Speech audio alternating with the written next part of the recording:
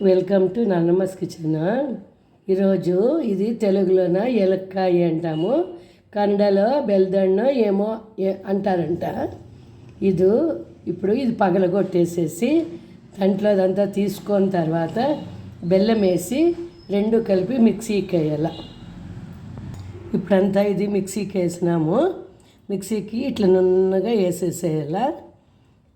మనము రోట్లో నూరేవైతే ఇత్తనాలు ఉంటాయి, ఇవి టేస్ట్ బాగుంటుంది. మన మిక్సీలో మనకు అట్లా చేసుకొనేకి రాదు.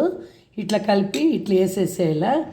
ఇది రోజు ప్రొద్దున పూట్లు కొద్దిగా తిన్నామంటే మనిషిలో నా శరీరము, పిత్తము, వాతము ఏమన్నా ఉండి కొట్టేస్తుంది.